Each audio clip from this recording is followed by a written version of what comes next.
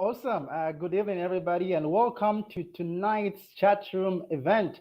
I'm excited about tonight. Hey, Eunice, how are you?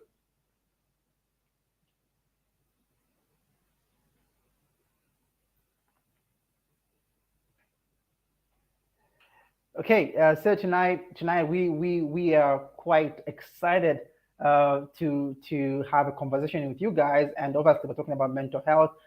Shortly, we'll be having our guest, Dr. Naeem, come through. So if you're joining us for the first time, welcome to the chat room. This is a place to be if you want to develop yourself and basically share ideas and get to learn what leading ideas people have today. That people have today. So we're looking forward to this conversation, and we can't wait to get this started.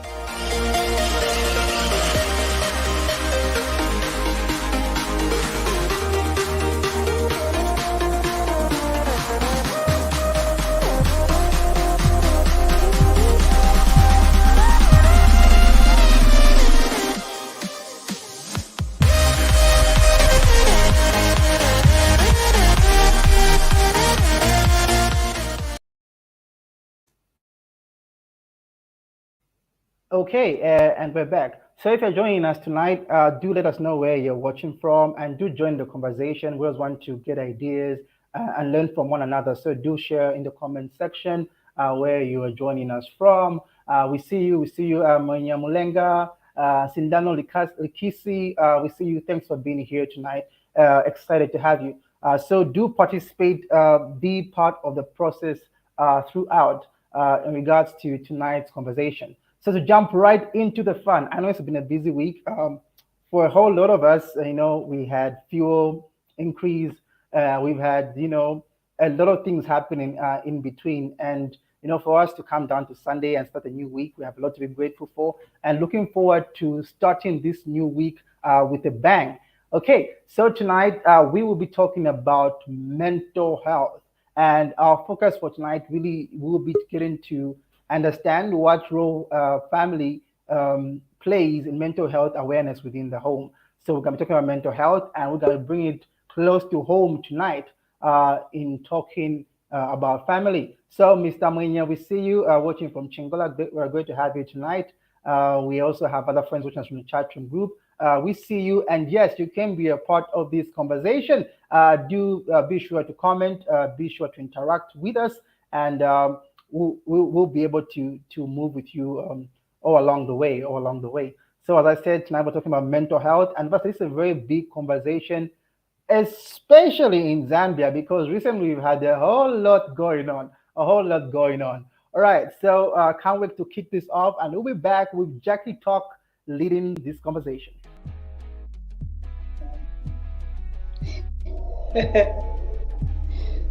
Oh God, have mercy.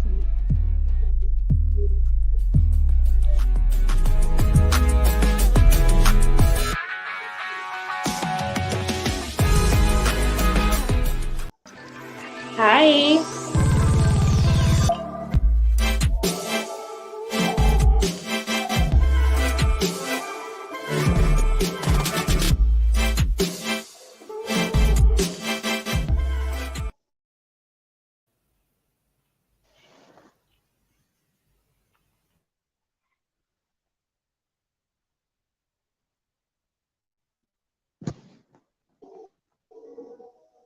Hi Barry. Hi Eunice. How are you guys doing this evening?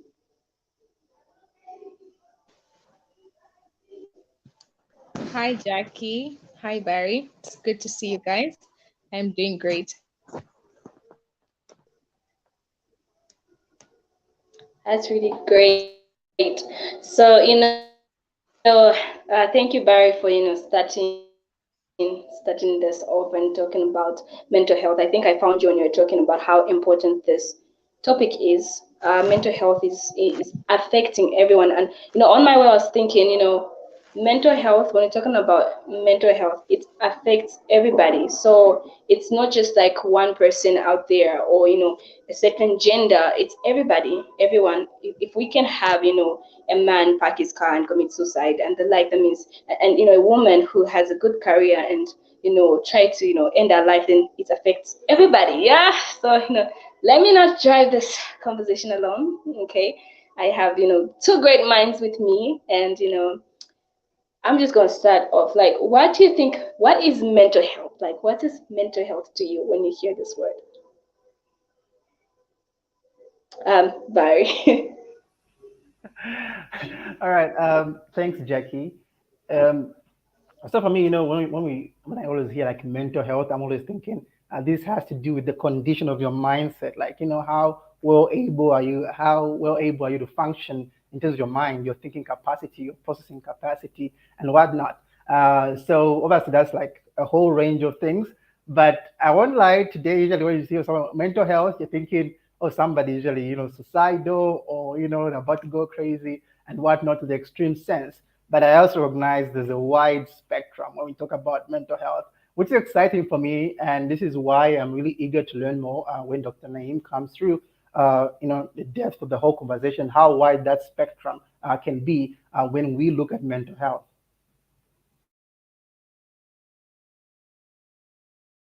Great. Wow, that's great. Great answer. And to just add up. I mean, add a few things.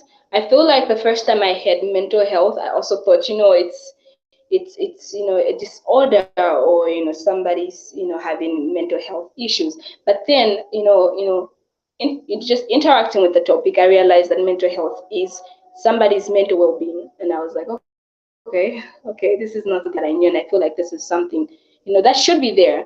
I feel like, Eunice, why do you think there's so much stigma when it comes to mental health? Is it that there's maybe less education? What do you think? Okay, so I think mental health is associated with madness to start with. So when people hear mental, they think that you are psycho, like, you're not straight in your head. And so that's why most people um, are not free to openly say that I have a mental disorder, because then people will think, oh no, I think this person is mad or something. And so maybe people don't want to associate with people that seemingly are crazy. Yeah, and I think that's the stigma around it. But just as any other disorder, mental health is also a natural um, disorder that may happen. And so we need the reason for raising awareness is to reduce the stigma and help people open up about whatever it is that they're going through. And so just like the body health, just like we take care of our bodies and we care for its health, it's the same thing that we should care for our mental state. Yeah, we should put in place measures to protect our mental stability so that we don't um, fall back into any effects that come with any mental disorders that can happen naturally or that can be caused by situations around you. So I think that's the stigma that surrounds mental health, really, from my understanding. All right. That's very true, because it's like when you just say, I have this, and somebody automatically think you're dangerous. And I feel that's why we need more education out there. Barry, do you feel like the way men, and this is specifically, I was thinking about it when I was coming, and I was like, do you think the statement "Mamu nasalila," like "Atsafu nikolila," like a man shouldn't cry, do you think that statement has contributed to mental health or depression, for example, when it comes to men? Do you think men are more, they feel like they don't have to be more expressive or show their emotion? Do you think that contributes to their depression, why they don't really open up? For sure, for sure. I think that's something, that's a sentiment I 100 agree with personally, because usually when I talk about mental issues, is from my understanding, it's because you lack the ability to process some information or something or emotion or something like that. And it's really really healthy to come out and talk to somebody, confining somebody. But for men, this isn't really a narrative that's really pushed forward by our culture today. So, you find it tough. Even when you're going through some stuff, you're like, who am I going to talk to? How am I going to express you? How am I going to express myself? Will they think I'm weird and whatnot? And it's on both sides. I've been in a situation where I found it tricky to reach out to other people. It hasn't been easy about certain things, because of that same Yeah. narrative, and I've had to use a big Mm-hmm. extra effort in regards to actually reaching out. Like I actually had to be like, hey, what, step into this and do it. And again, on the other side of the coin, I've had a situation where other men have reached out to me about mental health issues, and it's been so awkward. Even just like sitting in the conversation, it's like I remember going in my mind. I was a bit quiet. I was like, okay, what is going on here? I knew I had to respond positively, but it was still a very awkward scenario because basically life and upbringing and the cultural setting hasn't prepared me for that. It hasn't prepared me for those kind of conversations. So I feel there's there's a lot of challenges happening when we look at men and and mental health issues, and you have to look at it from both sides of the coin. But the challenge really is there, and it really is.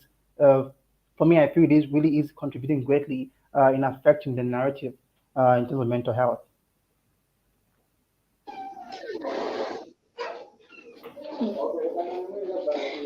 That's something that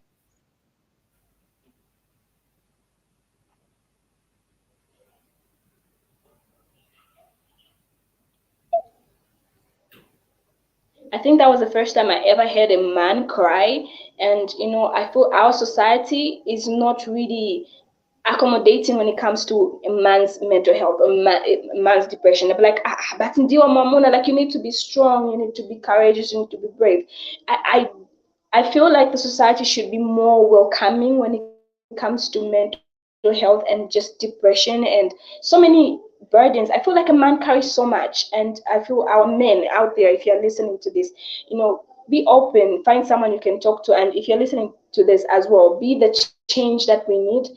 Be accommodating. Don't always just expect just because a person is a man they're supposed to have it all together. And I feel like also another pressure. And to limit to another question that I have for you, I feel the pressure to be the man to have it all together is part of the reason why a lot of people have depression, especially for men.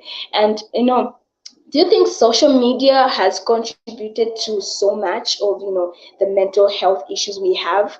Do you think social media, because it brings out all these insecurities that you see, maybe let's say a friend from back then is doing so much better than you, and you feel like I need to be at par, I need to up my game. Do you think that's also toxic? And if you think so, what can we do? Like, is it a personal decision that should be made? What do you think, Barry?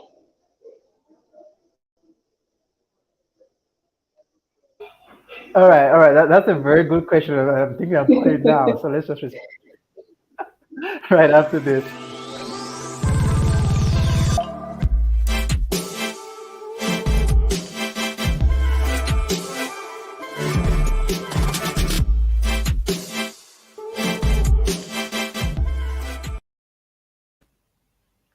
Okay, so my initial thoughts were like, of course, social media is a part of it. To what extent, I cannot fully say. I guess that needs a lot of research, actually, like, research the extent to which social media has a negative impact into people's mental health. But obviously, what social media does is it introduces you to a global community, and there's a lot of vices on social media, some positive, some negative, and whatnot.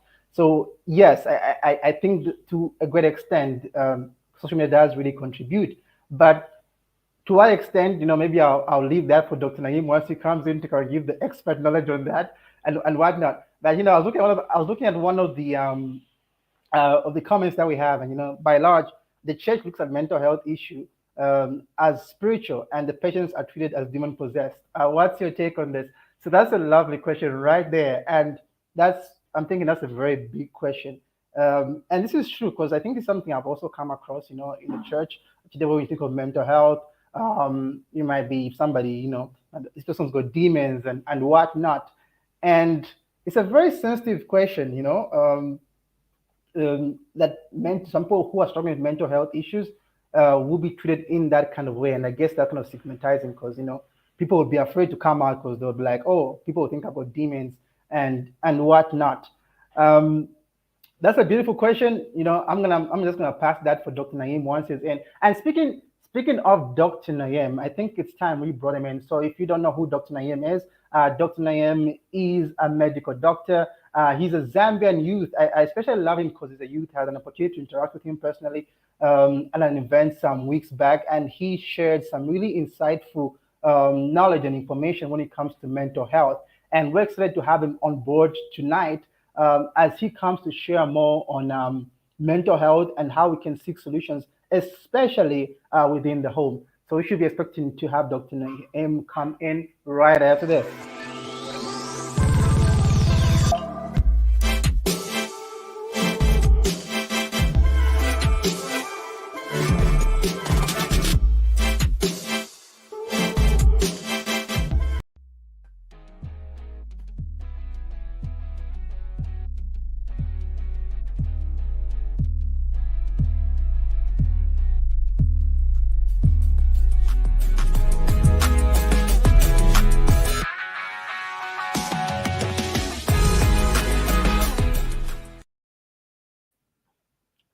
Good evening, Dr. Naeem. Welcome to the chat room. Hey, Barry, and hey, everyone. Thank you for having me. Wow, we're quite excited about you tonight and quite excited about the topic as well. So tonight we're talking mental health, and obviously this is your area, this is your field, and we're hoping to interact with you more, and we're hoping for you to interact with the audience as well, so we can learn from one another. So obviously it's a very big conversation, and there's a lot to be said about this, but we just leave the conversation to a couple of questions so we're able to follow through. And to start the conversation, maybe you could just, share an opening statement of a sort on mental health and to be more specific, to give some guidance on what role our family plays in mental health awareness within the home. Well, for too long we've thought that mental health is not something that we've had here in Zambia. We've often thought that mental health is really something that only is attributed to things that you often see on the movies or listen to on in the news, or even just that person who's on the streets picking up garbage or something to that effect. That's what we've attributed to as mental health here in Zambia. But that's not the case. Mental health is as common as is in any other part of the world. It is one of the leading causes of admissions in our health system here in Zambia as well. And also, if I have to just breaking down to statistics, I would like to state that 13 to 14% of the global burden of diseases has to do with the brain health, including mental, neurological, and substance use disorders, which is where alcohol and substances come in. So very, very common in our country as well. Specific to families and what role families play, well, if you think about it, health is a complete state of physical, mental, and social well-being. So where if you're not just healthy, if you're physically 100%, you also have to be mentally sound as well as have a good social support. And this is where your friends and your family network comes in. If you've got a poor family or a poor social network or friends network where you're lonely, you're alone, or you're one person who doesn't have that support that you deserve and we all need, then that's considered to be a barrier. So friends, in particular family, play a very, very big role in an individual's mental well-being.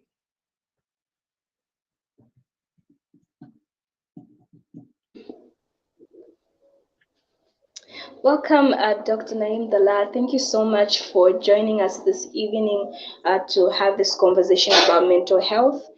My first question is, when I think you talked about alcohol or substance abuse being one of the causes of mental illness.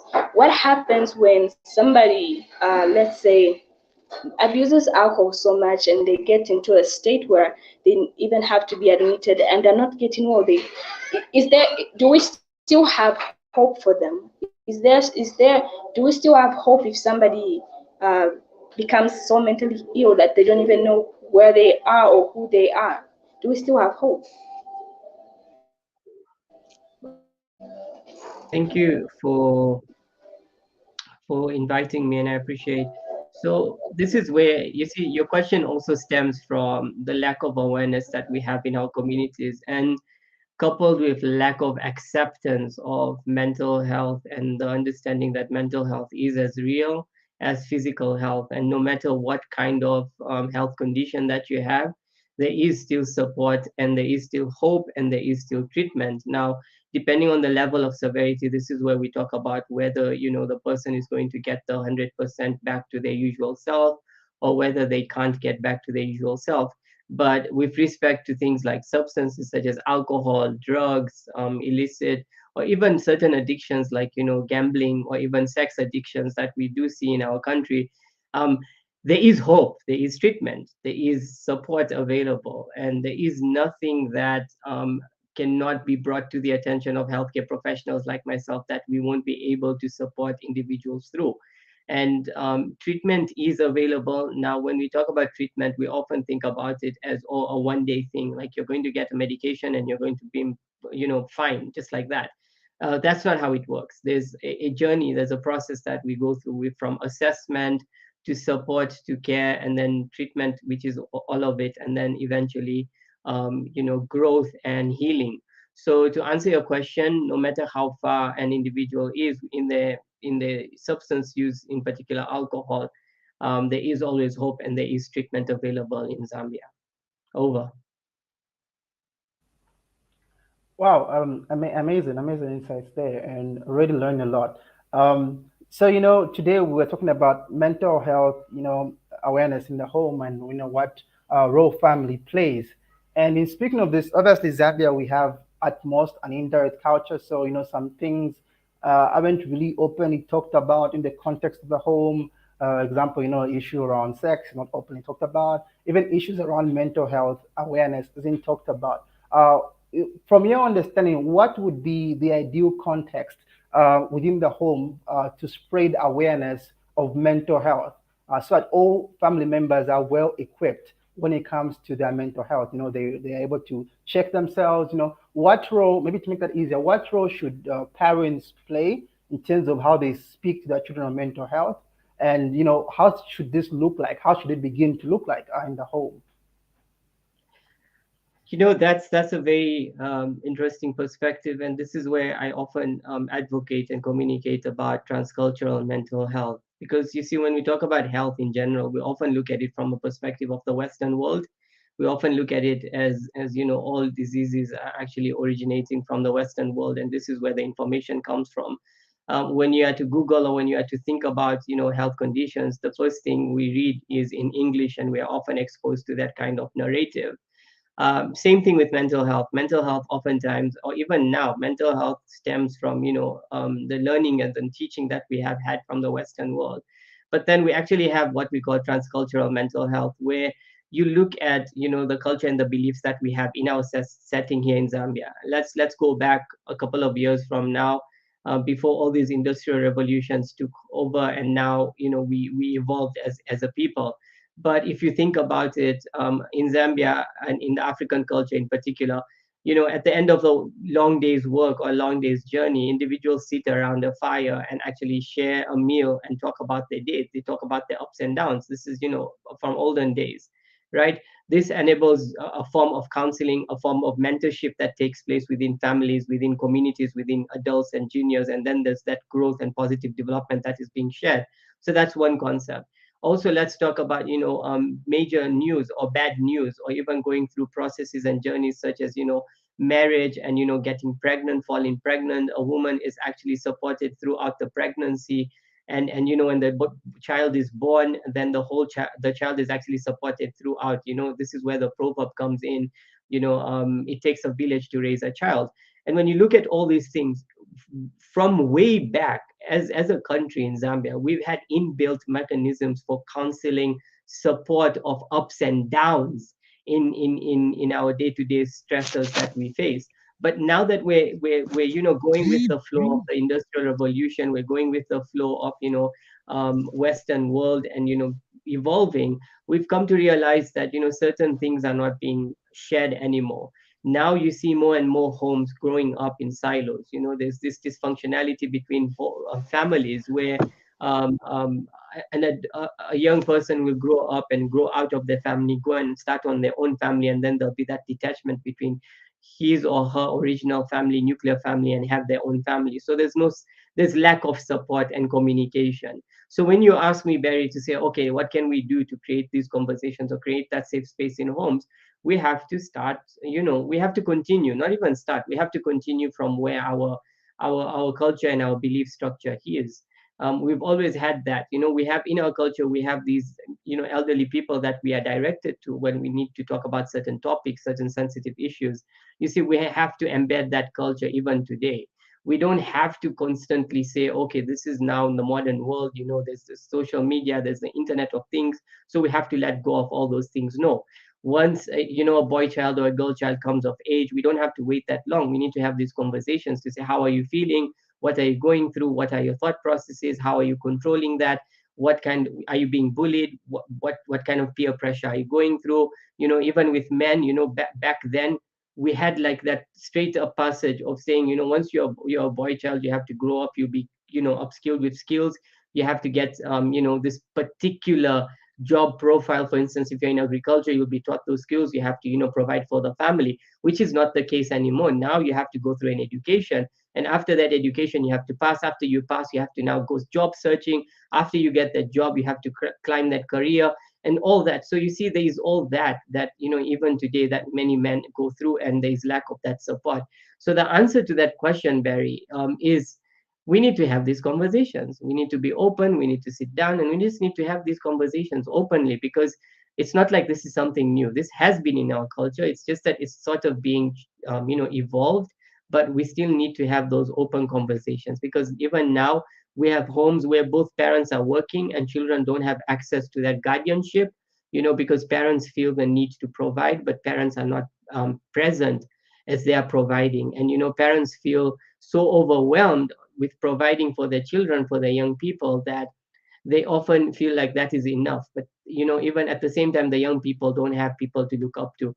So the answer to that, Barry, is let's have these conversations. Let's talk about these things, and let's make it such that it's open enough for anyone to actually say, I am feeling some kind of way and I feel overwhelmed. And that will actually create that structure for us to, curate these issues, so to speak.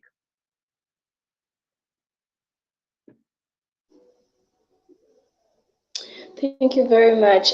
It's true. I feel like we as parents are more overwhelmed with the idea of they have to provide, that they forget that also emotional support is necessary as much as it's financial help is important. We need clothes, but we also need somebody we can go to and cry to. And I feel like that's something that is really lacking in our generation. So we grow up sometimes going to the wrong places to cry to, as compared to going home where um, and it's really sad that some youths grow up with this notion that I'm not loved by mom and dad.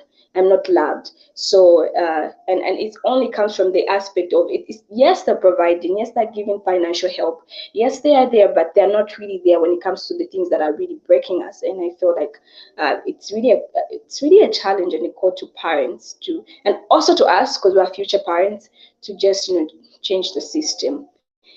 Do we have any questions from our viewers?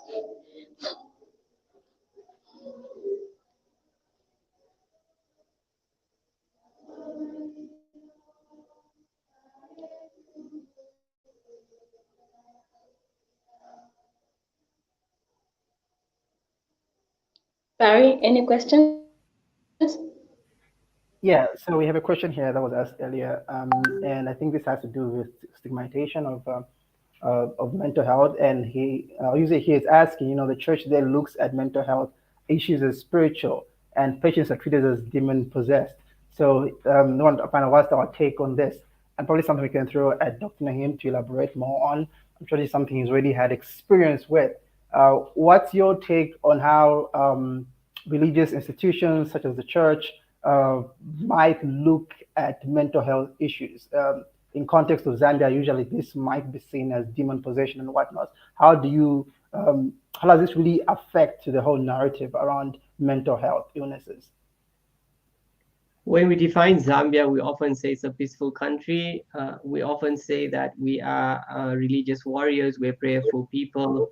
We are individuals that often look to a higher power to guide us and foresee us through our day-to-day reality, and which is all very true. And when it comes to mental well-being or even just health, health is a complete state of physical, mental, and social well-being. And when you talk about social well-being, this is where spirituality comes in. This is where belief structures come in. This is where morals come in. This is where religion comes in. And all of these are very strong pillars for mental well-being. You know, your ability to go about your day-to-day life and be functional, be productive, be your true self. But they to an extent, every time an individual is very low, they often look to the higher power. And if they don't get the right support or right direction, then they can be misguided because they are vulnerable and they are also in times of need. So we've seen that in itself has been something that has been taken advantage of in our country, where I am one person who respects religion. I'm one person who respects spirituality. I believe in all the morality and beliefs that come in, but there's a limit and there's a line. People need to understand that when you're experiencing an acute stress reaction, where you're so overwhelmed that you cannot focus on your day-to-day life, you can't, take care of yourself.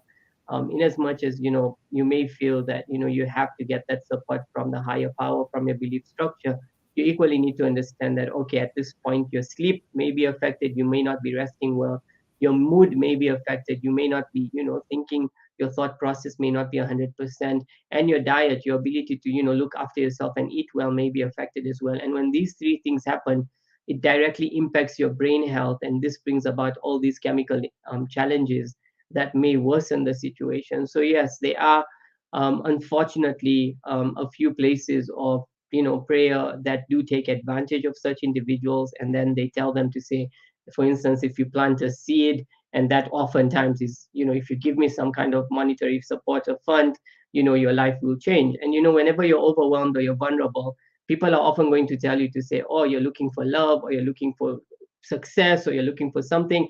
And, because we are religious people, we are spiritual in nature, we are looking for such affirmations and positive words of support and structure.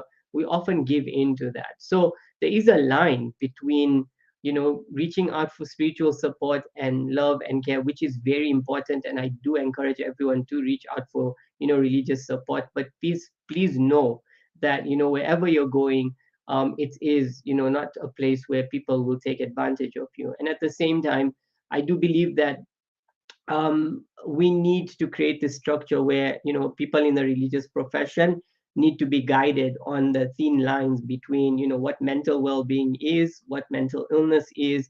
And when they actually have individuals that are actually, for instance, going through an acute stress reaction, or having thoughts of not wanting to leave, or having signs and symptoms of clinical depression or generalized anxiety, they need to triage and link them to mental health professionals or health professionals like myself, so that we work in tandem, and not something where people do take advantage. Because at the moment, we do see a lot of people being taken advantage of whenever they're going through a particular uncertainty in their life. So religion, very, very important for your mental well-being, but also there are limits to it, where you need to understand that, look, you need to also equally know what is right and wrong. Over.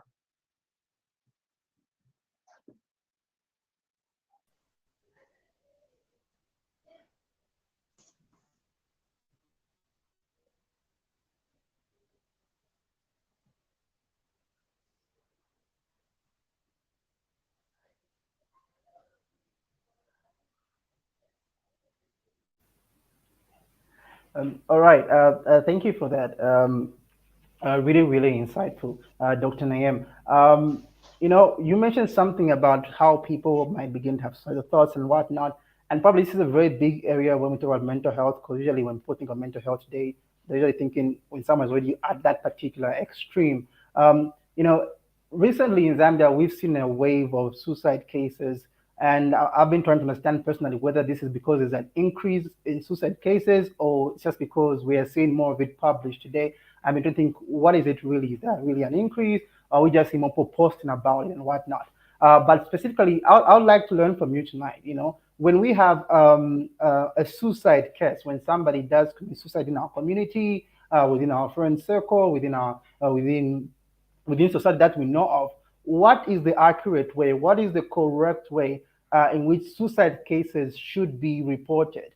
Should I go on social media and post about it? What effect does that have? Because today we've seen whenever someone commits suicide, it's all over social media. All the news outlets are posting about it, and it spreads like a wildfire. What impact does this have in terms of other people who might be having mental health issues? And also, what really is the correct way to go about reporting a mental health, or sorry, a suicide case? Yes. So I've I've been a noisemaker when it comes to acceptance of suicide, and I mean this in the most respectful way, because uh, we see many people have thoughts of not wanting to leave, or many people feel overwhelmed because of the uncertainty of the life that we are living in. And that, for instance, does not mean that that person is weak, or that person is, being possessed by, say, again, speaking to religion, possessed by a demon or whatnot. It's often an individual's mental well-being that is, at risk, and this is not okay. That is not something to, shy away from. These are conversations that we need to have. For instance, if I have a thought of not wanting to leave, I should be open enough to reach out to you as Barry and say, hey, Barry, look, you're a friend of mine. I really appreciate your presence in my life. And look, right now, I'm not fine. I'm not feeling well. And I feel like I can't do this anymore. I can't do this thing called life anymore. It should be open in that respect. And if I reach out to you, you shouldn't look at it as, oh, I've completely lost it, or that I'm weak, or that I can't, I should be reported somewhere. No, it should be a reason for you to say, okay, who is Naeem? I've known Naeem to be a person who's been able to handle stresses before. So what is it now that's different, and why is Naeem overwhelmed? Talking about suicide and self-harm, well, first of all, suicide is actually not okay. But there is a statistic where we say it is the second to third leading cause of death in ages 15 to 29. So I will say that again, it is the second to third leading cause of death in individuals ages from 15 to 29. And globally, every 40 seconds that actually pass by, every 40 seconds in the world that pass by, one person dies by suicide. So it's very, very, very common. And now that we're seeing a lot of, media, and especially in social media, we see a lot of cases being reported. That's just the thing, right?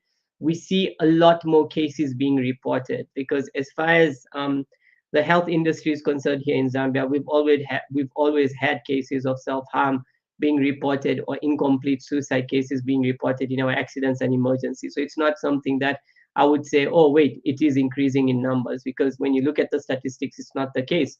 But are we seeing more reportings? Yes, we are seeing more reportings. And why is that?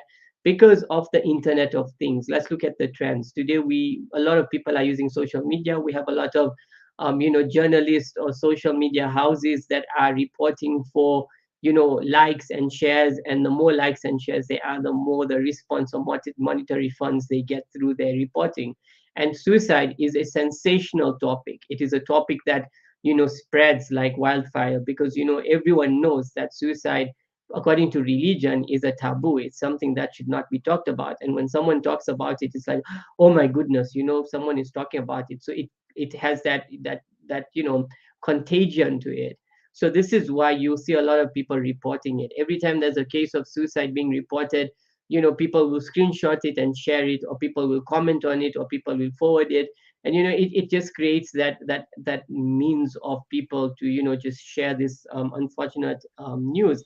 But unfortunately, um, what we have to do as responsible individuals is, whenever we see a suicide story, we should not comment, or we should not even acknowledge it. Because you see, every time a suicide case is being shared, there is, at least with every one suicide, there are 25 to 30 other people that are at risk of actually contemplating or carrying that act out.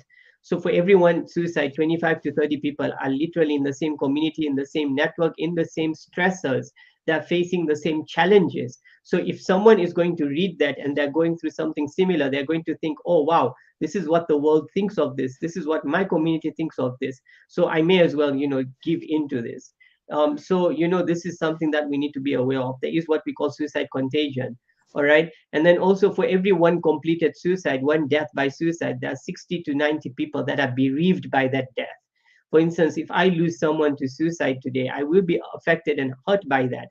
And if I see people talking ill about it, then I may not be even given the opportunity to grieve my loss. You see, so these are conversations that people need to be aware of. So every time there's a suicide case on social media, please don't like it, don't share it, don't comment on it. If it's a case where someone is saying that I may kill myself, then hey, write something productive. Write or type 116. Lifeline Zambia's toll-free line is 116.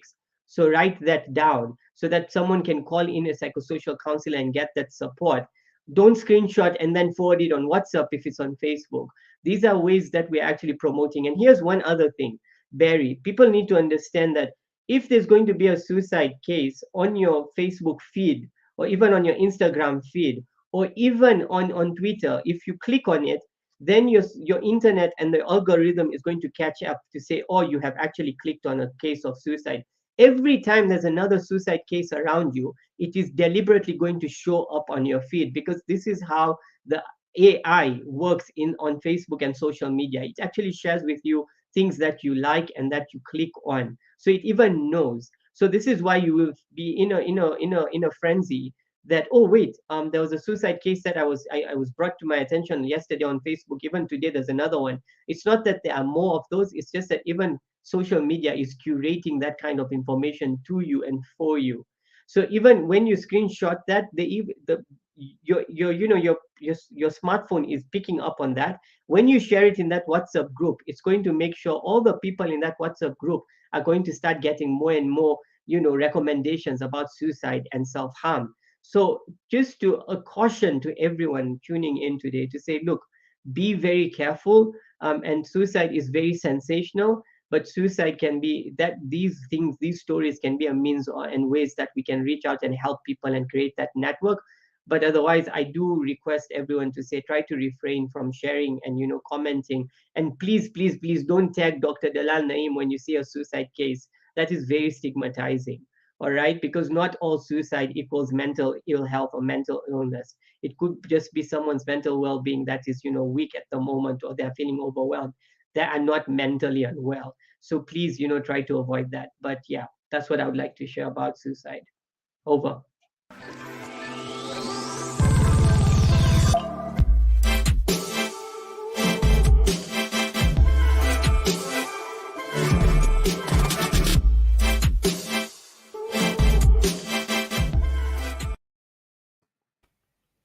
Wow, quite some interesting and disheartening information coming through tonight. And one of the things that you said, Dr. Naeem, is every 40 seconds, someone around the world is committing suicide. And, I just realized we've been speaking for the last 20 minutes. So basically, in the last 20 minutes, about 30 people have died by a suicide case worldwide. And that's how serious the situation is. That's how urgent it is. And, just getting to learn of, how to go about reporting suicides, that is very informative. That's something I believe the youth need to hear today. That's something we need to learn in Zambia today, because every time we see a suicide case, we go put sharing it, we will put commenting, the picture is everywhere. And, basically from what you said, every time somebody commits a suicide, 30 to 45 people basically who are going through a similar situation also feel that might be the solution for them. So really it shows how of a growing predicament this is. So thank you for sharing that really, really insightful information there, Dr. Naeem. Jackie?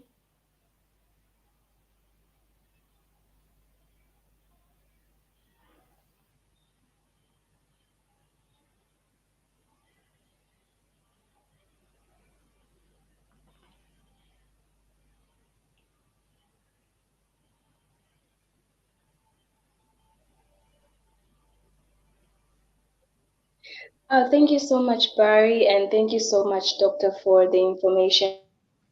I think so many of us are guilty for sharing sharing and commenting and liking.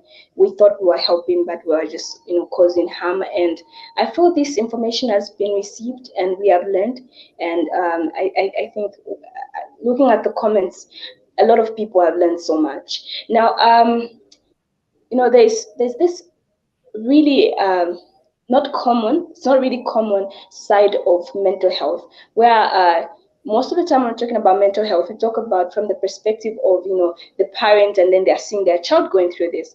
What happens, for example, in a single-headed home, and we have this child, and they take in the role of the spouse because the parent is a single parent, and their parent is going through depression or anxiety or any other form of mental disorder. How does that affect them? Do they have some maybe lifelong trauma that they might not even be aware of as they are growing? Maybe they think it happened 5 years ago, I'm fine. Do they carry something, and is that something that we should address? So when it comes to parents and well-being, one of the things about mental health and well-being is that in youth mental health in particular, and when I say youth mental health, I'm talking about from the ages of say 12, 14 years of age going up to the ages of 30, 35. And these are what we call formative years of an individual, and this is where brain development and growth is taking place the most. And this is where you need very good positive social networks and connections so that you can actually harness your own traits, your personality, and your characters very well. When you have, for instance, a single-headed home and you have a parent who is themselves going through quite a few challenges themselves, and are unable to cope with parenthood, then yes, that will definitely have an impact on the child or the young person in that home. But that doesn't mean that it's always negative in nature. We've actually seen the opposite, where we've seen single parent homes where parents that are individually looking after a young person, they are going through a lot of stressors, but the young person actually grows resilience through that stressor that the parents are going through. So it's not always that um, the parent will give out negative stressors and promote them in the young person, but it can also be the opposite. The negative stresses can actually promote resilience in the young person to actually be better and we grow stronger and thrive. So it's also, you see, we also have to talk about it from a social perspective. It's not just the parent and the child or young person, but it's also society and community at large. And I say this because health is a complete state of physical, mental, and social well-being, and social well-being has to do with the community that you're living in. An example that I often give in my practice in medical school, where I'm, mentoring and also training other professionals to be mental health care providers and other medical doctors that go through training, is that of Kanyama Township, which is a township that I hold very dear because I've got a lot of my experience from there. When you look at Kanyama, there is a very high densely populated community of over 80,000 to 100,000 people living in a very small area. And when you go there, every other shop sells alcohol. And if a young person, a child is born in that community, that child is going to go through that community where every other household is selling alcohol, every other shop is selling alcohol. And odds are every other neighbor is actually drinking alcohol.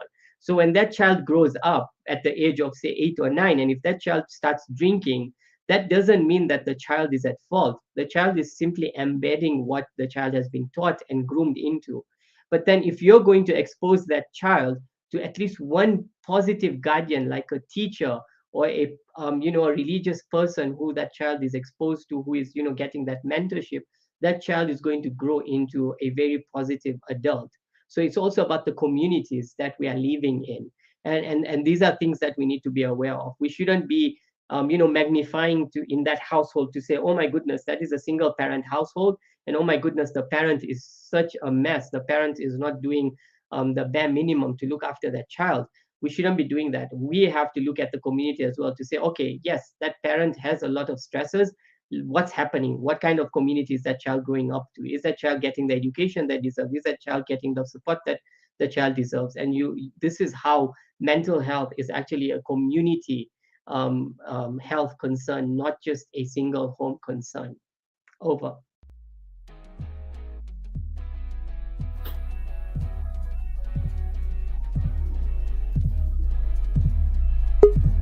Thank you so much for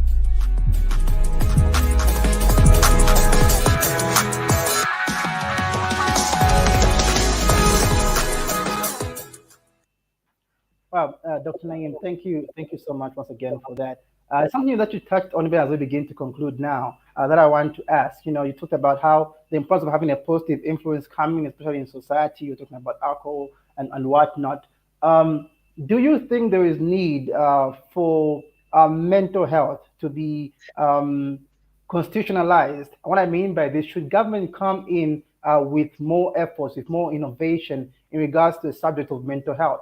Is this something that we should begin to see in our schools, for example, because government was come in, put in the syllabus, people would have to learn mental health mandatory, like, from grade one, maybe it's a subject or something they have to take afterwards. But, how, looking at current Zambian landscape, and, do you think there is still space to integrate the conversation around mental health more in the system, especially when it comes to education? Do you think there's room for that today? Do we need to move in that direction? Yes, definitely. So in developed countries, for instance, Japan and other countries actually have a minister of loneliness or minister of mental health now. In many developed countries, there is actually in the education system, they deliberately go through topics such as emotional intelligence, where, from a very early age, you're taught about what emotions are, what is the difference between positive emotions and negative emotions, why you should not suppress your negative emotions, what do you do when you are expressing a negative emotion, what is right in society, what is wrong in society, what if you make mistakes, how do you go about it, what kind of support and care should you be given. So all of these things are actually there. Case scenarios, clubs, hobbies are actually guided. The importance of, drugs and alcohol, what is it that you learn, what is it that you don't learn. All of these things are actually there in many health systems as well as education systems all over the world. And I can only imagine that, with a progressive government, we should, as Zambia, we should also start incorporating that as well. I would like to make mention here that in the country, and I'm very proud of this, we do have a mental health act in the country. As of 2019, we had our mental health act that was, revived. But the challenge is it has not yet been implemented, or it's not yet been applicable. So this is where we come in as a young people again, to start advocating for it and saying, look, majority of mental health illnesses start early, from the ages of 14 going up to the ages of 25. And that is where we come in as young people. So we are the majority of Zambians are young in age. So we should have access to mental health care services, because we don't have access to mental health care services in Zambia as it should be. So to answer your question, yes, Barry, I think it's not even like I think, it is a must that we have to start having these conversations in homes, in communities. Because another issue, Barry, is that, you see, the mindset that we have towards mental health is there even in our adults today. You see, the same people that are governing our country are the same people that have the same thought process about mental health and mental illness. Whenever you think of mental illness, like the way you were saying and Jackie was asking to say, we think of a person who is, mentally unwell, someone who is on the streets or is just, doing things that are abnormal. That is what we think when it's mental health. And this is exactly the mindset that the adults of yesteryears in the country have towards mental health. So we have to start promoting and changing that narrative, and learn these thought processes and promote that mental health is actually complete wellness, and productivity depends on mental health. So yes, we have a long way to go, and I agree. Yes, we do have to incorporate it into our education system. Wow, wow, amazing. This is such an important conversation for me. I literally have a notebook and I'm taking notes of everything we're discussing here tonight. And obviously here in the chat room, we're trying to look at solutions. How can we begin to innovate solutions at especially this kind of situation? And you've talked about, how we actually have a mental health bill as of 2019, but it still needs support from the youth for it to be fully enacted and enforced.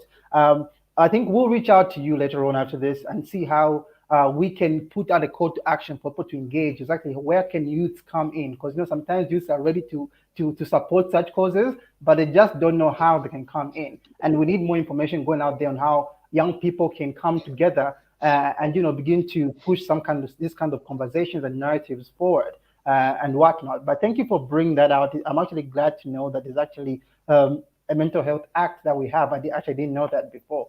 So it is definitely good progress. Good progress here tonight. Jackie, is there anything you want to share before we conclude this nice chat? Well, it's more of a question. I don't know if it's we can just just a quick one. I have a problem where we have a black sheep up.